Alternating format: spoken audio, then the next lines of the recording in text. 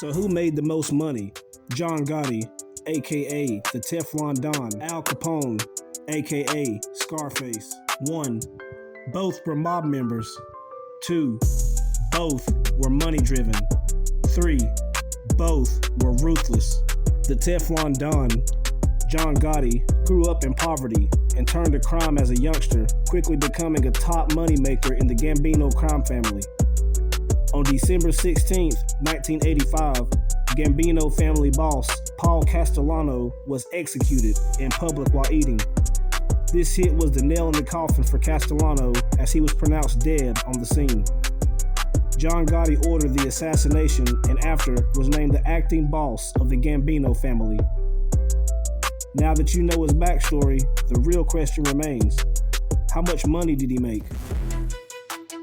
Being one of the most powerful of the 5 families, the Gambino family was estimated to have been making $500 million a year. His underboss, Sammy the Bull Gravano, said that Gotti was making no less than $5 million a year during his reign as boss, and more likely between $10 and $12 million a year. In his life, he was convicted of murder, conspiracy to commit murder, loan sharking, racketeering, obstruction of justice, illegal gambling, and tax evasion. He served 3 years, then 2 years, then life without parole, and a fine of $250,000. Gotti died in 2002 after complications with throat cancer at age 61. Scarface, aka Al Capone, moved to Chicago in his early 20s and became a bodyguard of Johnny Torrio, who illegally supplied alcohol during Prohibition. Torrio eventually retired, leaving the whole bootlegging business to Al Capone. Capone grew the business with violence. By 1930, he was listed as public enemy number 1.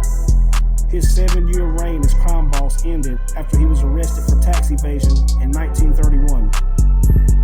So how much money did he make? It has been estimated that before Capone went to prison, his wealth was close to $100 million a year.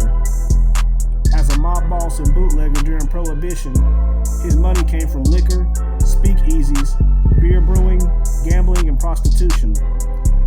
He was sentenced to 11 years in prison in 1931, and after having gonorrhea and syphilis untreated, he died of a heart attack in January 25th, 1947. Here's the facts. John Gotti made $12 million in 1985. With inflation, that would be around $35.5 million a year today. Al Capone made $100 million a year in 1926. With inflation, that would be $1.5 billion a year today. $35.5 million a year versus $1.5 billion a year. Man, it's not even close. Al Capone wins.